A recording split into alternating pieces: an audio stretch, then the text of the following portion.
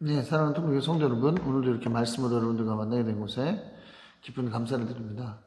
말씀을 통해서 우리가 온전히 하나님의 은혜를 깨닫게 되는 이 시간 되길 바랍니다.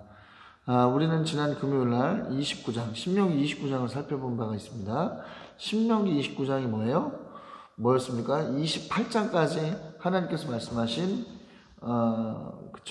호렙산 언약, 그 위에 더해진, 그 토대 위에 더해진 모압 언약이라고 하는 그런 부분들을 살펴보았던 바가 있습니다. 오늘 본문 역시도 이 모압 언약과 관련이 있는 그러한 부분임을 볼 수가 있어요. 자, 오늘은 우리에게 어떤 하나님의 은혜가 주어지게 될 것인가 말씀으로 들어가서 또 한번 깊이 살펴보도록 하죠. 첫 번째 단락입니다. 1에서 5절입니다. 1에서 5절 돌이키라입니다. 자, 29장까지 어떤 걸 계속적으로 신명기에서 기록하고 있었죠? 하나님의 말씀에 순종하면 복을 받을 것이고 하나님의 말씀에 불순종하면 저주를 받게 될 것이다 라고 하는 이 두 가지의 내용을 계속적으로 말씀하셨단 말이죠. 자, 만약 이스라엘 백성들이 어떤 생명의 길로 가지 않고 하나님의 말씀을 지키는 순종과 복의 길로 가지 않고 불순종과 멸망의 길로 가게 되었을 때, 그래서 그들이 땅에서 쫓겨나서 흩어져 살게 되는 그러한 상황에 처했을 때 나중에라도 하나님의 어떤 그런 말씀, 이 말씀이 생각나서 자신의 어떤 행동들이 후회가 되고 그런 부분들에 대한 어떤 회개가 일어나게 된다면 어떻게 하라고 말씀합니까? 하나님께로 돌아오라 말씀하고 있어요. 하나님께로 돌아오라. 우리는 하나님 앞에서 넘어지고 하나님 앞에서 실수하면 그것으로 끝이라고 생각을 합니다. 그러나 끝이 아닙니다. 뭐가 있어요? 다시 돌아올 수 있는 길이 있어요. 왜요? 넘어진다고 해서 하나님의 약속과 하나님의 자비는 폐기가 되지 않기 때문입니다. 넘어졌어? 엎어졌어? 그럼 어떻게 하면 되는 거예요? 다시 하나님의 말씀의 자리로 돌아오면 되는 것이고 하나님의 은혜 자리로 돌아오면 되는 거예요. 그러면 하나님께서 과거에 약속하셨던 어떤 그런 축복과 은혜가 다시 우리 가운데 회복되어지는 것을 경험하게 되는 것입니다. 하나님은 지금도 하나님의 백성의 마음들을 돌이키시는 그러한 일들을 해나가신다라고 오늘 본문은 우리에게 말씀해주고 있어요. 하나님께서는 마음을 하나님께서 이스라엘 백성들, 하나님의 백성들이 정말로 실수해서 정말로 벌을 받아 떠나게 됐지만 그곳에서 마음을 돌이키고 하나님을 찾고 또 하나님을 향한 간절한 마음을 보이면 어떻게 하신다고요? 그들을 불쌍히 여겨서 하나님의 마음을 돌이키시고 포로에서 돌아오게 하실 것이라고 말씀합니다. 하나님께서 직접 흩으신 곳에서 다시 이스라엘 백성들을 모아서 그것이 하늘 끝이라고 하더라도 이스라엘 백성들을 다시 모아서 약속의 땅으로 회복시키고 또 이전보다도 번성하게 되는 은혜를 경험하게 해주실 것이라고 말씀하고 있습니다. 하나님의 은혜죠, 정말. 이러한 하나님의 은혜는 우리가 돌아올 수 있는 근거가 됩니다. 만약 우리가 하나님의 말씀에 온전히 순종하지 못해서 정말로 복과 은혜의 길로 가지 못하고 딴 길로 빠져서 고통당하고 힘들고 갈급함을 경험하고 있다고 합시다. 그런데 갈급하고 어려운데 하나님께서 내가 돌아가면 하나님께서 나를 받아주시지 않을 것이다, 원래대로 회복시켜 주시지 않을 것이다 라고 생각을 한다면 어떻게 돌아갈 수 있겠습니까? 그러나 하나님, 내가 돌아가면, 내가 마음을 바꾸고 내가 마음을 새롭게 해서 하나님께로 다시 돌아가면 하나님께서 나를 받아주시고 정말로 전처럼 나에게 복과 은혜를 주시겠구나 하는 믿음이 있을 때 돌아갈 수 있는 것이죠. 네. 그래서 이걸 말씀하고 있는 거예요. 이 믿음을 주시려고. 근데 사실 그런 입장이 되면 하나님께서 나를 회복시켜 주시고 은혜 주시고 이런 것까지 기대하지 못하게 되는 것도 사실입니다. 이러한 이야기를 써놓은 성경의 말씀 있잖아요. 누가복음 15장 11에서 32절에 보면 탕자의 비유가 등장하지 않습니까? 살아계신 아버지에게 유산을 요구해서 떠나는 이 둘째 아들의 패륜. 모든 것들을 허랑방탕하게 써버리고 돼지가 먹는 그러한 음식을 먹으면서 아버지를 그리워했던 아들. 그러면서 아버지께로 돌아가겠다 결단했을 때 그는 아버지가 자신을 과거처럼 아들로 받아주실 것이라고 생각하고 돌아가는 것이 아니라 그저 아버지가 베풀어 주셨던 그 사랑과 은혜가 기억이 나서 생각이 나서 돌아갔죠. 그럴 때 어떻게 했습니까? 정말로 그 아버지는 그 아들이 생각했던 것 이상의 은혜를 베풀어서 다시 지위를 회복시켜주고 아들의 하나로서 여기는 또 잔치를 베푸는 그러한 모습을 보이고 있잖아요. 네. 우리는 하나님 앞에 다시 돌아가려고 하면 우리도 실수할 수 있거든요. 하나님께서 우리 가운데 주시는 바른 길에서 벗어날 수 있는 일은 언제든지 있을 수 있어요. 그러나 다시 돌아가려고 해도 여러 가지 마음, 다시 할 수 있을까? 다시 돌아가면 받아주실까? 여러 가지 걱정들과 염려가 있을 수 있습니다. 그러나 그러한 걱정과 염려를 하나님은 이 말씀을 통해서 덜어주고 계세요. 돌아와라.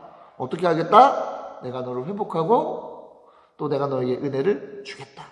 복을 주겠다. 여러분, 지금이라도 하나님께로 돌아오십시오. 은혜 자리로 돌아오십시오. 복과 순종의 자리로 돌아오세요. 하나님은 여러분들에게 반드시 회복의 은혜와 또 새롭게 부어지는 은혜를 경험하게 해 주실 것입니다. 바라기는 이러한 은혜를 누리시는 여러분들 되시기를 그리스도의 이름으로 강력히 축원합니다. 다음 단락입니다. 6절입니다. 6절. 순종의 핵심입니다. 순종의 핵심.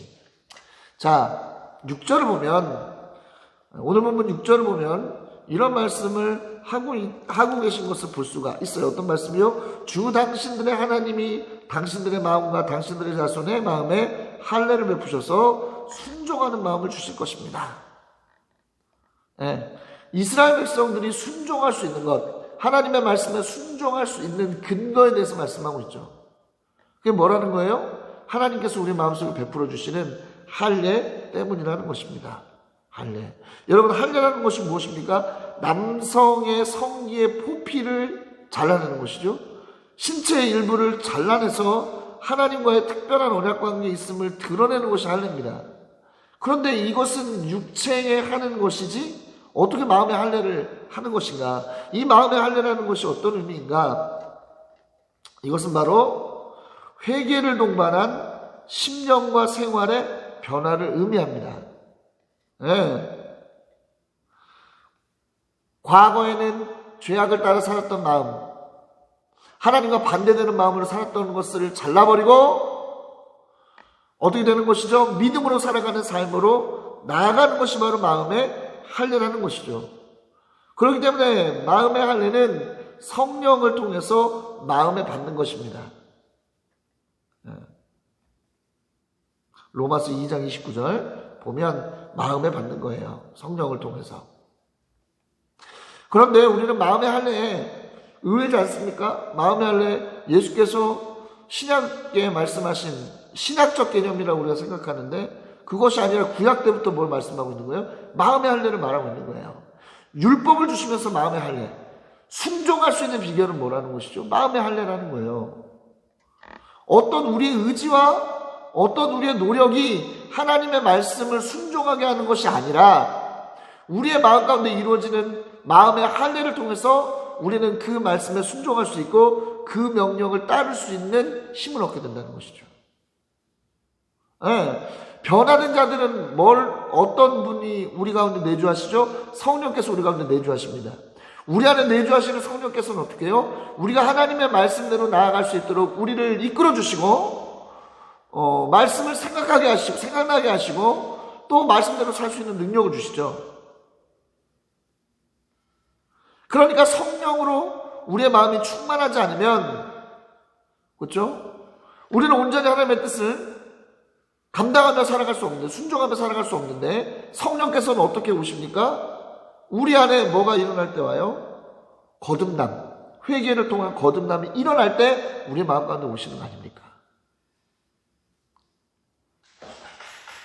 이런 사이클이죠. 그러니까 마음 안에, 그죠? 마음 안에 뭐예요? 우리 안에 죄악된 마음들이 버려지고 믿음을 통해서 우리 안에 새로워지는 은혜를 경험하게 되면 성령께서 우리 안에 역사하심, 마음의 할례가 이루어지고 성령께서 우리 안에 내주하심으로써 뭡니까? 우리가 하나님의 말씀대로 살아갈 수 있는 시스템으로 변화되는 거예요.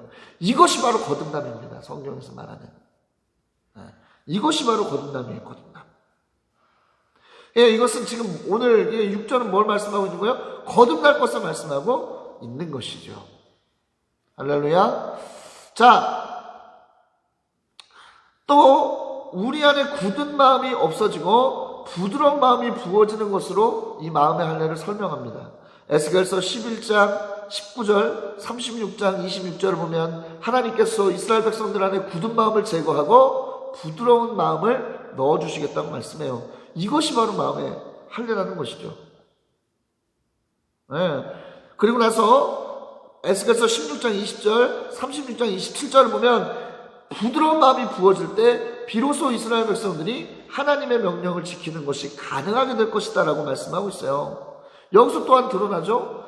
예, 하나님의 명령, 하나님의 말씀에 순종하는 것은요 성령으로 가능한 거예요. 성령으로 마음의 할례가 이루어져야 가능한 것입니다. 인간적 의지가 아니에요. 교리적 가르침이 아닙니다. 훈련으로 되는 것이 아니에요. 하나님께서 부어주시는 이 마음을 통해서 가능한 거라는 거죠. 그러면 목사님, 우리의 의지나 어떤 그런 교리적 가르침이나 또 어떤 그런 훈련, 이러한 것들은 중요하지 않다는 말씀입니까? 아닙니다. 중요하죠. 어떤 차원에서 중요한 거예요? 성숙으로 가기 위한 과정을 위해서는 중요해요. 네. 우리가 충분히 가르침을 받지 못하면 또 훈련하지 않으면 우리는 성장할 수 없고 성숙할 수 없습니다. 하지만 이건 어디까지나 우리를 문턱까지 안내하는 거예요. 하나님의 말씀에 문턱까지만 안내하는 것이지 그 문턱을 넘게 하는 것은 아닙니다. 그 문턱을 넘게 하는 것은 오직 뭘로만 가능해요? 예, 성령의 능력, 우리의 마음 가운데 부어지는 성령의 은혜로만 가능한 거예요. 여러분 생각해 보십시오. 예, 왜 우리가